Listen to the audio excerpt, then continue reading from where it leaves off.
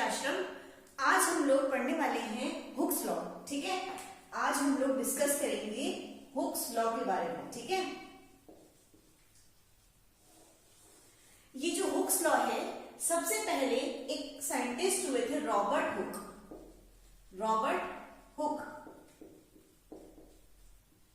ठीक है, Robert Hooke ने 1660 में ये लॉ दिया जो कि एम्पिरिकल लॉ था। एम्पिरिकल लॉ, ठीक है। हुक्स लॉ क्या है? सबसे पहले तो किसने दिया? रॉबर्ट हुक ने दिया, 1660 के अंदर दिया था। और ये एम्पिरिकल लॉ है। एम्पिरिकल लॉ मींस क्या होता है कि ये जो लॉ है, ये हुक ने कुछ ऑब्जर्वेशन किए, उनको यूज करके फिर ये लॉ दिया, इसलिए इसको बोलते हैं एम्पिरिकल लॉ। मतलब एम्पिरिकल लॉ किस पर बेस्ड होता है? ऑब्जर्वेशंस पर, है ना। यूजिंग ऑब्जर्वेशन इसने, रॉबर्ट ने ये लॉ डिराइव किया, इसलिए इसको बोला एम्पिरिकल लॉ। ठीक है, सबसे पहली चीज कि जो ये लॉ है वो केवल उन्हीं कंपाउंड्स पर अप्लाई होता है जो ऑसिलेटरी मोशन करते हैं। कौन सा मोशन करते हैं? ऑसिलेटरी। किन पर अप्लाई होता है ये लॉ? जो केवल ऑसिलेटरी मोशन करते हैं। अब ये ऑसिलेटरी मोशन क्या होती है? देखिए, मान लीजिए ये ए और बी है, ये कोई दो एटम है और ये इनके बीच में बॉन्ड बना हुआ है, जिसे हम स्प्रिंग से शो करते हैं। क्लियर? अब ये ए बी इनके बीच में बॉन्ड बना हुआ, अगर मैं इसको स्ट्रेच करूंगी तो क्या हो जाएगा? ये स्ट्रेच हो जाएगा। ठीक है, स्प्रिंग स्ट्रेच हो जाएगी। और अगर मैं इसको छोड़ूंगी तो वापस अपनी जगह पर आ जाएगी। अगर मान लीजिए मैंने इसको स्ट्रेच किया तो ये स्ट्रेच हो गया और वापस अपनी जगह पर आ गया। अगर मैं इसको कंप्रेस करूंगी तो ये कंप्रेस हो जाएगा और अगर इसको छोड़ा तो वापस अपनी जगह पर आ जाएगा। ठीक है, इसको बोलते हैं ऑसिलेटरी मोशन। क्या बोलते हैं इसको? Oscillatory motion. यानी कि अगर किसी भी मॉलिक्यूल्स को स्ट्रेच किया जाए तो उसके एटम स्ट्रेच हो जाए और वापस अपनी जगह पर आ जाए, उसको बोलते हैं ऑसिलेटरी मोशन। ठीक है, तो देखिए, दो तरह के आईआर स्पेक्ट्रोस्कोपी में हम कंपाउंड्स पढ़ने वाले हैं। एक तो simple harmonic oscillator SHO, simple harmonic oscillator, और एक anharmonic oscillator, anharmonic oscillator. ठीक है, अब देखिए, हार्मोनिक ऑसिलेटर और एन हार्मोनिक ऑसिलेटर में क्या डिफरेंस है? अगर मान लीजिए मैंने बॉन्ड को स्ट्रेच किया और बॉन्ड टूट जाए, ठीक है, अगर मान लीजिए ए और बी के बीच का जो बॉन्ड है वो मैंने स्ट्रेच किया और बॉन्ड यहां से ब्रेक हो जाए, तो उसको बोलेंगे एन हार्मोनिक ऑसिलेशन या एन हार्मोनिक ऑसिलेटर। और अगर मान लीजिए वो स्प्रिंग खिंच जाए और छोड़ने पर वापस अपने, कितना ही खींच लो उसको, ठीक है, कितना ही खींचने पर वो खिंच जाए और वापस अपनी जगह पर आ जाए, उसको बोलेंगे हार्मोनिक ऑसिलेटर। तो जो हुक्स लॉ है वो केवल हार्मोनिक ऑसिलेटर पर ही अप्लाइड होता है, एन हार्मोनिक ऑसिलेटर पर अप्लाइड नहीं होता। तो दो चीजें यहां से मैंने बताई। सबसे पहले लॉ किसने दिया और किस टाइप का लॉ है ये। थर्ड चीज क्या थी हमारी कि किस पर अप्लाइड होता है ये? केवल सिंपल हार्मोनिक ऑसिलेटर, ये जो ऑसिलेशन करते हैं, ऑसिलेशन मूवमेंट करते हैं जो कंपाउंड्स, उन्हीं के ऊपर ये लॉ अप्लाइड होगा, एन हार्मोनिक ऑसिलेटर पर अप्लाइड नहीं होगा। बाकी इन दोनों का वीडियो में अलग से बनाऊंगी, दोनों का अलग अलग वीडियो। ठीक है, पूरा जिसमें डेरिवेशन होगा, है ना। अब देखिए, तीसरी चीज क्लियर हो गई कि जो ऑसिलेशन करते हैं जो मॉलिक्यूल, उन पर ही ये लॉ क्या होगा? अप्लाइड होगा। अब देखिए, अगर मान लीजिए ए और बी के बीच में कोई बॉन्ड बना हुआ है, ए और इसको साइड में लिखते हैं, ए और बी के बीच में कोई बॉन्ड बना हुआ है ये, ठीक है, इन दोनों के बीच में ये बॉन्ड है, तो इनकी जो डिस्टेंस होगी दोनों एटम्स की, ए एटम और बी एटम की जो डिस्टेंस होगी वो कहलाएगी आर इक्विलिब्रियम। क्या कहलाएगी? Are equilibrium. हुक्स लॉ देख रहे हैं हम, है ना, आर इक्विलिब्रियम कहलाएगी। अगर मैं बॉन्ड को स्ट्रेच करती हूं तो ये स्ट्रेच हो गया, ऑसिलेशन मूवमेंट हो गया, क्योंकि हुक्स लॉ उसी पर अप्लाई होता है। ठीक है, तो ये आर कहलाएगी। मान लीजिए इन दोनों की डिस्टेंस बढ़ गई तो मान लीजिए मैंने इसको आर कहा। ठीक है, अब अगर मैं इसको कंप्रेस करती हूं तो ये कंप्रेस किया और इन दोनों के बीच की जो डिस्टेंस है उसको मैंने बोल दिया आर। ठीक है, अब देखिए, यहां पर बॉन्ड बना हुआ है, यहां पर बॉन्ड स्ट्रेच हो गया, खिंच गया, और यहां पर बॉन्ड बिल्कुल पास आ गया। तो देखिए, सबसे ज्यादा जो स्टेबिलिटी है वो किसकी होगी? जहां पर बॉन्ड बना हुआ है, सबसे ज्यादा स्टेबल होगा, स्टेबल। ठीक है, यहां पर ये स्टेबल होगा क्योंकि इनके बीच में बॉन्ड बना हुआ है। अगर मान लीजिए मैं इसको कंप्रेस कर दूंगी तो ए और बी पास में आ जाएंगे और ए का इलेक्ट्रॉन और बी का इलेक्ट्रॉन, ए का न्यूक्लियस और बी का न्यूक्लियस, पॉजिटिव चार्ज होते हैं, न्यूक्लियस ये नेगेटिव चार्ज होते हैं। तो दोनों के न्यूक्लियस और दोनों के इलेक्ट्रॉन रिपेल करने लगेंगे, एक दूसरे को प्रतिकर्षित करने लगेंगे, और क्या हो जाएगा, मॉलिक्यूल क्या हो जाएगा, अनस्टेबल हो जाएगा। मॉलिक्यूल कैसा हो गया, अनस्टेबल हो गया। अगर मान लीजिए मैं इसको स्ट्रेच करती हूँ, ठीक है, स्ट्रेच करती हूँ, तो ए और बी के बीच में जो बॉन्ड है वो कब बना था, तब बना था जब इसका पॉजिटिव चार्ज यानी इसका न्यूक्लियस और इसके इलेक्ट्रॉन ने एक दूसरे को अट्रैक्ट किया, ठीक है, और यहाँ पर इस स्थिति पर जब बॉन्ड बन गया था वहां पर अट्रैक्शन बिल्कुल मैक्सिमम था और रिपल्शन मिनिमम था। अब देखिए दोनों दूर दूर हो गए, तो पॉजिटिव चार्ज और नेगेटिव चार्ज के बीच में अट्रैक्शन खत्म हो गया, यानी कि मॉलिक्यूल कैसा हो गया, अनस्टेबल हो गया। मॉलिक्यूल स्टेबल कब होता है, जब ए का पॉजिटिव चार्ज, बी का नेगेटिव चार्ज, इनके बीच में अट्रैक्शन मैक्सिमम हो और रिपल्शन मिनिमम हो, तब बॉन्ड बनता है, ठीक है। अब जब मैंने बॉन्ड को खींच दिया तो अट्रैक्शन मिनिमम हो गया, ठीक है, तो बॉन्ड कैसा हो गया या मॉलिक्यूल कैसा हो गया, अनस्टेबल हो गया, ठीक है। और आपको सबको पता है जो चीज स्टेबल होती है उसकी एनर्जी मिनिमम होती है ना, यानी कि ये सबसे ज्यादा स्टेबल है तो उसकी एनर्जी कम होगी, एनर्जी इसकी डिक्रीज करेगी, एनर्जी कम होगी, और इसकी एनर्जी क्या हो जाएगी, क्योंकि अनस्टेबल है, एनर्जी इंक्रीज हो जाएगी और इसकी भी एनर्जी इंक्रीजेस। यहां तक बात समझ में आ गई। बुक्स लॉ पर जाने से पहले मैं आपको ये चीजें बता रही हूँ ताकि वो आराम से समझ में आ जाए, ठीक है। ये मैं बेसिक समझा रही हूँ पहले बुक्स लॉ का। यहां तक बात समझ में आ गई। ये दोनों अनस्टेबल है तो इसकी एनर्जी क्या होगी, हायर होगी, और इनकी एनर्जी लोअर होगी। अब आप एक बुक्स में डायग्राम देखते हैं, इस तरह का डायग्राम होता है, वो इंटर न्यूक्लियर डिस्टेंस और एनर्जी के बीच में इस तरह का ये डायग्राम रहता है, ठीक है। ये आर है ना, और ये ई है, एनर्जी है। यहां पर जब एनर्जी मिनिमम है, एनर्जी जब मिनिमम है तो यहां पे बॉन्ड बना हुआ है, मतलब एनर्जी मिनिमम, और इसको बोलते हैं आर इक्विलिब्रियम। इस डिस्टेंस को क्या बोलते हैं, आर इक्विलिब्रियम। जब ए और बी के बीच में बॉन्ड बन गया तो इसके डिस्टेंस को क्या बोला, आर इक्विलिब्रियम, ठीक है, जहां पे एनर्जी क्या है, मिनिमम है ना। अब देखिए मैं बात करती हूँ ए बी की बात करूँ, और ये जो डिस्टेंस है ये वाली ये आर कहलाएगी, ये वाली ये आर कहलाती है, ठीक है। अब देखिए जैसे मान लीजिए ये बी है, यहां पर बी है और यहां पर ए है, ये ए और बी ये दोनों यहां पर है, ठीक है। तो इन दोनों के बीच में जो डिस्टेंस है वो क्या कहलाएगी, आर इक्विलिब्रियम। क्या कहलाएगी, आर इक्विलिब्रियम, जब बॉन्ड बना हुआ है, ठीक है। अब देखिए, अब अगर मैं क्या करती हूं, इसको स्ट्रेच कर देती हूँ, ये स्ट्रेच किया, इसको मैंने स्ट्रेच किया तो ये स्ट्रेच कर दिया, बी यहां पर पहुंच गया, स्ट्रेच करने पर बी कहां पहुंच गया, यहां पर पहुंच गया, और ए हमारा यही है, ठीक है। तो इसके बीच की जो गैप होगा, डिस्टेंस होगी, वो आर कहलाएगा। मैंने आर से शुरू किया है, ठीक है। अब मैं इसको कंप्रेस करती हूँ, ठीक है, कंप्रेस करती हूँ, तो ये कंप्रेस किया, मान लो मैंने कंप्रेस किया तो इसके बीच में ये है और ये बी है, वो मैंने आर लिख दिया, डिस्टेंस क्या लिख दिया, आर, ठीक है। अब आप देखिए यहां पर एनर्जी कितनी है, जब ए और बी के बीच में बॉन्ड बना हुआ है, आर इक्विलिब्रियम में, तो एनर्जी कम है, ठीक है। लेकिन देखिए इतनी एनर्जी है ना, ये एनर्जी है, ठीक है। लेकिन देखिए जब मैंने स्ट्रेच किया तो एनर्जी बढ़ गई, यहां पर पहुंच गई एनर्जी, ठीक है। पहले यहां थी, अब यहां पर पहुंच गई, ठीक है। अब देखिए, अब मैं इसको कंप्रेस करती हूँ तो भी इसकी एनर्जी बढ़ गई, ये बढ़ती हुई एनर्जी है ना, ठीक है। तो देखिए यहाँ पर जब मैंने स्ट्रेच किया तो एनर्जी इतनी आई, और इसको कंप्रेस किया तो एनर्जी इतनी आई, यानी कि जब बॉन्ड बना हुआ है मेरा तो एनर्जी क्या है, मिनिमम है। क्या है, एनर्जी मिनिमम है, ठीक है, एनर्जी मिनिमम है। ये बॉन्ड, ये डायग्राम इस तरह से हम शो करते हैं, ये इस तरह का डायग्राम है, मतलब ऊपर जाने पर ये देखो यहां से यहां तक जाने पर एनर्जी इंक्रीज हो रही है, ठीक है। जब हम स्ट्रेच करते हैं तो एनर्जी क्या होगी, इंक्रीज होगी।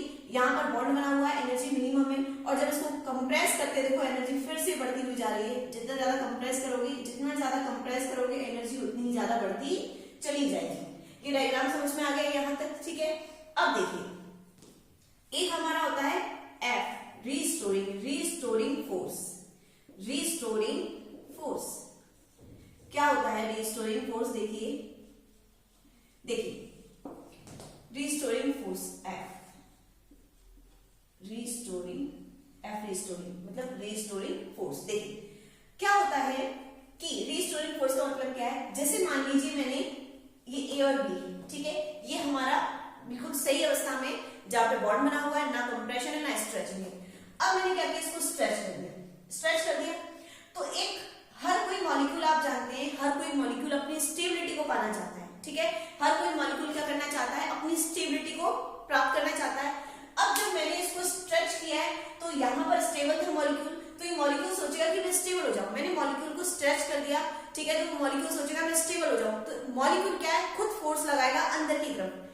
जब मैंने स्ट्रेच कर दिया तो मॉलिक्यूल अंदर की तरफ फोर्स लगाएगा ताकि ये स्थिति इसको मिल जाए। तो अंदर की तरफ फोर्स लगाएगा मतलब अपनी जो पोजीशन है उसको रीस्टोर करना चाहेगा, अपनी पोजीशन को वापस पाना चाहेगा, ठीक है। तो ये वापस अंदर की तरफ जाना चाहेगा, इसको बोलेंगे रीस्टोरिंग फोर्स, ठीक है।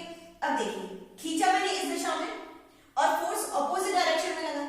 खींचा तो मैंने इस दिशा में और फोर्स लगाया ऑपोजिट डायरेक्शन में। क्लियर बात होगी। यहां पे देखिए मॉलिक्यूल को मैंने स्ट्रेच किया, सॉरी कंप्रेस किया मॉलिक्यूल को मैंने, ठीक है, तो वो अनस्टेबल हो गया। वापस क्या करेगा, वो स्टेबिलिटी पाना चाहेगा। तो मॉलिक्यूल क्या करेगा, जब मैंने उसको कंप्रेस किया तो मॉलिक्यूल वापस इस स्थिति में आना चाहेगा। तो क्या करेगा, बाहर की तरफ बल लगाएगा, ठीक है। मैं अंदर की तरफ बल लगा रही हूँ और वो बाहर की तरफ फोर्स लगा रहा है, ये ऐसा होने की कोशिश करेगा वो। मैंने अंदर की तरफ किया, वो बाहर की तरफ फोर्स लगाएगा, तो वापस अपनी पोजीशन को रीस्टोर करना चाहेगा, इसको बोलेंगे रीस्टोरिंग फोर्स। यानी कि ऑपोजिट डायरेक्शन में लगा, मैंने अंदर किया, फोर्स बाहर लगा, ठीक है। तो अब F रीस्टोरिंग क्या होता है, इज प्रोपोर्शनल टू x होता है, ठीक है। x पोजीशन, x मतलब देखिए x का मतलब क्या है, अगर मान लीजिए मैं मॉलिक्यूल को स्ट्रेच कर रही हूँ, मॉलिक्यूल को स्ट्रेच करती हूँ, ठीक है, तो यहां से लेकर यहां तक की दूरी क्या कहलाएगी, क्या कहलाएगी, x कहलाएगी। अगर मॉलिक्यूल को स्ट्रेच किया यहां से यहां तक की दूरी, ठीक है, ये r इक्विलिब्रियम है और ये r है, ठीक है। तो ये सॉरी ये पूरा r है, ये r है और ये r इक्विलिब्रियम है, तो इतनी दूरी क्या होगी, F रीस्टोरिंग। मैं पहले x इक्वल्स टू लिख देती हूँ, x इक्वल्स टू क्या होगा, r माइनस r इक्विलिब्रियम। अगर मैंने इसको स्ट्रेच किया, ठीक है, तो r इक्विलिब्रियम मेरा इतना है और स्ट्रेच करने पर इतना आ गया, तो ये क्या कहलाएगा, इस स्थिति में स्ट्रेचिंग की स्थिति में x ये हो गया और कंप्रेशन की स्थिति में x ये हो गया, ठीक है, r minus r equilibrium. Clear हो गई बात यहाँ तक, ठीक है। तो वैल्यू पुट कर सकते हैं आप, F restoring is directly, sorry पहले प्रोपोर्शनल की कांस्टेंट ही लगाइए, कांस्टेंट मत लगाओ, पहले प्रोपोर्शनल लगाओ। F restoring proportional to x की वैल्यू पुट करा r minus r equilibrium. Clear हो गई बात यहाँ तक, समझ में आ गया। अब देखो जब मैं प्रोपोर्शनलिटी कांस्टेंट हटा रही हूं तो देखिए इसको मैं हटा दूं, जब मैंने प्रोपोर्शनलिटी कांस्टेंट हटाया तो F इक्वल्स टू माइनस के, सॉरी कांस्टेंट नहीं, जब मैंने प्रोपोर्शन का साइन हटाया तो एक कांस्टेंट आता है मेरे पास, उसको बोलते हैं प्रोपोर्शनलिटी कांस्टेंट। यहाँ पर मैंने के यूज किया, माइनस क्यों लिखा ये बताइए, माइनस इसलिए लिखा क्योंकि जो मेरा रीस्टोरिंग फोर्स है वो ऑपोजिट डायरेक्शन में जा रहा है, मैं जिस डायरेक्शन में फोर्स लगा रही हूँ उसको ऑपोजिट डायरेक्शन में आ रहा है, इसलिए मैंने माइनस लिख दिया। के यहाँ पर क्या है, फोर्स कांस्टेंट है, फोर्स कांस्टेंट है, ठीक है। तो F क्या है, माइनस के एक्स हो गया, जहां पर x क्या है हमारा, r माइनस r इक्विलिब्रियम है और k प्रोपोर्शनलिटी कांस्टेंट है जिसे आपको बोलते हैं फोर्स कांस्टेंट, ठीक है। अब देखिए अगर मैं यहां से पोटेंशियल एनर्जी, जिसको मैं v से भी डिनोट करती हूँ, पोटेंशियल एनर्जी अगर मैं यहां से निकालती हूँ तो क्या होता है, फोर्स इनटू डिस्प्लेसमेंट, ठीक है। फोर्स कितना है, हाफ के एक्स इंटू डिस्प्लेसमेंट x, ठीक है। फोर्स इंटू डिस्प्लेसमेंट तो क्या हो गया, के एक्स स्क्वायर लिख दूं सीधा मैं इसको, पोटेंशियल एनर्जी कितनी होगी, हाफ के एक्स स्क्वायर, ठीक है। v से भी डिनोट कर सकते हैं, v इक्वल्स टू क्या हो गया, हाफ के x square, force into displacement, है ना, तो एक्स स्क्वायर हो गया।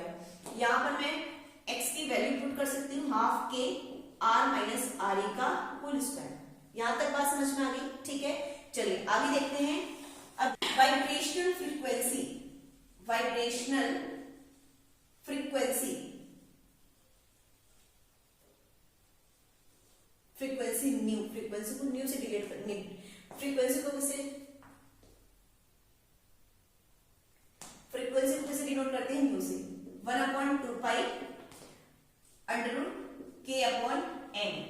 m क्या है यहाँ पर, k तो फोर्स कांस्टेंट है, पाई आप जानते हैं, न्यू जानते हैं, m क्या है, मान लीजिए a और a दो एटम है, सेम एटम है और दोनों का मास क्या है, सेम है, दोनों का द्रव्यमान या मास क्या है, सेम है। जैसे हाइड्रोजन है, अपन एग्जाम्पल ले सकते हैं, दो एटम सेम है, उनका मास क्या होगा, सेम होगा। तो उस पोजीशन में मान लीजिए इसका 10 है और इसका 10 है, तो दोनों का सेम है, अंडर रूट एटम सेम है तो मास क्या हो जाएगा, उसका सेम ही रहेगा। अगर मान लीजिए यहाँ पर एक H हो और एक क्या हो, Cl हो, तो एक का मास m1 और दूसरे का m2, तब हम क्या लिखेंगे, frequency equals to 1/2 pi under root k upon mu. ठीक है, म्यू क्या है यहाँ पर, रिड्यूस्ड मास, म्यू क्या है यहाँ पर, रिड्यूस्ड मास, समानीत द्रव्यमान, जिसको हम कैसे शो करते हैं, m1 into m2 upon m1 plus m2, ये है हमारा रिड्यूस्ड मास, m1 m2 upon m1 plus m2।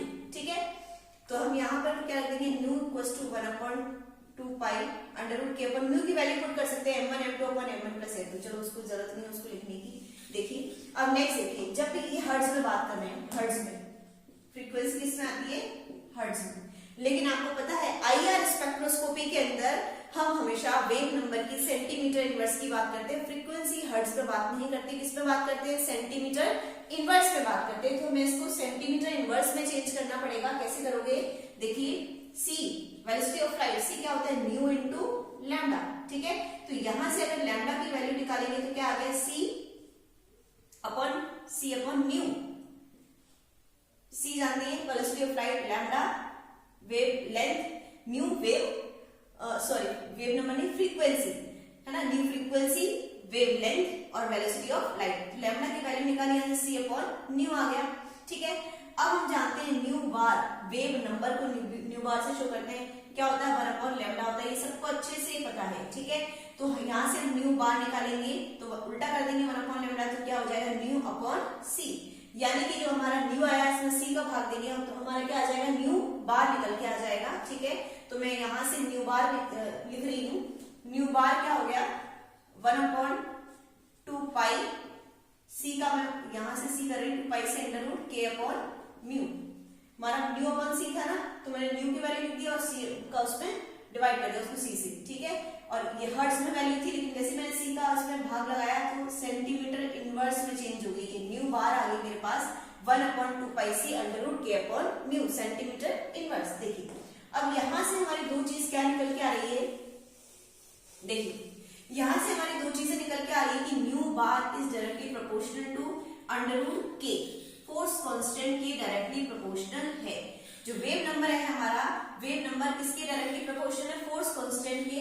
और दूसरी चीज क्या निकल के आ रही है कि nu bar is directly proportional है, सॉरी डायरेक्टली नहीं, इनवर्सली प्रोपोर्शनल है म्यू के, 1 अपॉन म्यू। म्यू क्या है, म्यू है हमारा m1 m2 upon m1 plus m2, यानी कि मास, म्यू क्या है, मास है, और k क्या है, फोर्स कांस्टेंट, k क्या है, फोर्स कांस्टेंट है। ठीक है, यानी कि फोर्स कांस्टेंट बढ़ेगा तो म्यू बार बढ़ेगा और मास बढ़ेगा तो म्यू बार कम होगा। इसको समझते हैं कैसे, देखिए फोर्स कांस्टेंट को स्टिफ बॉन्ड की स्टिफनेस के साथ जोड़ा जाता है, दृढ़ता, बॉन्ड की रिजिडनेस, ठीक है, या बॉन्ड स्ट्रेंथ के साथ जोड़ा जाता है। ठीक है, किसको, फोर्स कांस्टेंट को बॉन्ड की स्टिफनेस के साथ जोड़ा जाता है, यानी कि बॉन्ड मजबूत है, कैसा, स्ट्रांग है। ठीक है, तो फोर्स कांस्टेंट भी ज्यादा होगा। ठीक है, यानी कि बॉन्ड स्ट्रेंथ ज्यादा है, बॉन्ड स्ट्रेंथ ज्यादा है तो फोर्स कांस्टेंट का मान भी बढ़ेगा, यानी बॉन्ड स्ट्रेंथ ज्यादा है तो फोर्स कांस्टेंट का मान भी बढ़ेगा। ठीक है, यानी कि फोर्स कांस्टेंट जो है वो किसके प्रोपोर्शनल, डायरेक्टली न्यू बार के, यानी कि वेव नंबर न्यू बार का मान भी इंक्रीजेस। आई बात समझ में, यानी कि बॉन्ड स्ट्रेंथ ज्यादा है तो k ज्यादा है, और k ज्यादा है तो न्यू बार भी क्या होगी, ज्यादा होगी। ठीक है, अब बॉन्ड स्ट्रेंथ को किससे रिलेट कर सकते हैं, बॉन्ड स्ट्रेंथ, बॉन्ड लेंथ क्या होती है, इनवर्सली प्रोपोर्शनल होती है, बॉन्ड लेंथ डिक्रीज होगी तो बॉन्ड स्ट्रेंथ बढ़ेगी। ठीक है, बॉन्ड लेंथ कम होगा तो बॉन्ड स्ट्रेंथ बढ़ेगी, k का मान बढ़ेगा, न्यू बार का मान बढ़ेगा। जैसे मैंने यहाँ पे देखो आपको समझा रखा है, देखो triple bond C, double bond C, ये रहा C single bond C double bond C triple bond C। यहाँ पर बॉन्ड लेंथ इसकी ज्यादा है, C सिंगल बॉन्ड C की बॉन्ड लेंथ ज्यादा है, बॉन्ड लेंथ ज्यादा होने की वजह से इसकी बॉन्ड स्ट्रेंथ कम है, फोर्स कांस्टेंट का मान भी कम होगा और देखो इसकी न्यू बार का मान भी कम है, 1450 है, सबसे कम है। C double bond, C double bond है, इसकी बॉन्ड लेंथ सिंगल बॉन्ड से ज्यादा, सॉरी सिंगल बॉन्ड से कम होती है और बॉन्ड स्ट्रेंथ ज्यादा होती है, तो इसकी के का मान बढ़ेगा और न्यू बार का मान भी बढ़ेगा। देखो ट्रिपल बॉन्ड की बॉन्ड स्ट्रेंथ सबसे ज्यादा, तो इसकी न्यू बार का मान भी सबसे ज्यादा, यानी कि हम इनको, ये सारी जो पीक्स है इनको किससे रिलेट कर सकते हैं, हुक्स लॉ से रिलेट कर सकते हैं, यानी कि बॉन्ड स्ट्रेंथ बढ़ेगी तो वेव नंबर का मान भी इंक्रीज करेगा।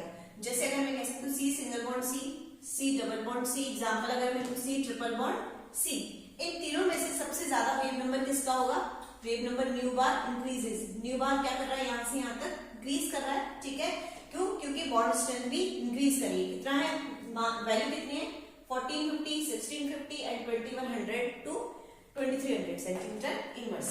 अब दूसरी चीज देखिए, अगर न्यू की बात करें, मास की बात करें, ठीक है, यानी कि मास बढ़ेगा एटम्स का, इन एटम्स का मास बढ़ेगा तो वेव नंबर का मान डिक्रीज करेगा। अगर मास बढ़ेगा तो वेव नंबर का मान क्या करेगा, डिक्रीज करेगा, क्योंकि दोनों इनवर्सली प्रोपोर्शनल है। तो दूसरा जो पॉइंट है वो क्या कहता है कि अगर जैसे अगर मैं दो एग्जांपल लूं, सीसी बॉन्ड और सीएच बॉन्ड, और मैं कहूं कि किसकी stretching frequency, stretching wave number का मान ज्यादा होता है, ठीक है, तो देखिए यहां पर ये मास है ना और इनका मास, इन दोनों में से मुझे ये बताइए कि सीसी का मास और सी और एच किसका मास ज्यादा है। देखिए ऑब्वियसली एच का मास कम होता है, ठीक है, और कार्बन का मास ज्यादा होता है। यहाँ पर एक ही कार्बन है, यहाँ पे दो कार्बन है, ठीक है, तो यहां से यहां तक जब जाते हैं तो मास क्या करता है, डिक्रीज करता है, और मास डिक्रीज करेगा तो वेव नंबर क्या करेगा, इंक्रीज करेगा। वेव नंबर क्या करेगा, इंक्रीज करेगा। तो आप यहां पर देखते हैं सी सिंगल बॉन्ड सी 1450, 1650 और 2100, लेकिन देखिए ट्रिपल बॉन्ड सी स्ट्रेचिंग की बात करते हैं तो बढ़ गई 3300, और डबल बॉन्ड की बात करते हैं, चूंकि डबल बॉन्ड है, ठीक है, स्ट्रेंथ ज्यादा थी, बॉन्ड स्ट्रेंथ भी ज्यादा है, इसकी बॉन्ड स्ट्रेंथ भी ज्यादा, ट्रिपल बॉन्ड है, और यहाँ पर मास कम है, ठीक है, तो 3300, मास तो सेम है लेकिन बॉन्ड स्ट्रेंथ कम हो गई तो थोड़ा सा और डिक्रीज कर गया मान। यहाँ पर सी और एच यानी कि मास तो सेम है लेकिन बॉन्ड स्ट्रेंथ डिक्रीज कर गई, तो वैल्यू क्या और भी डिक्रीज कर गई। तो हम कह सकते हैं कि सीसी और सीएच स्ट्रेचिंग में, सीएच स्ट्रेचिंग की वैल्यू कम होगी, सॉरी सीएच स्ट्रेचिंग की वैल्यू ज्यादा होगी और सीसी स्ट्रेचिंग की वैल्यू कम होगी बिकॉज ऑफ मास,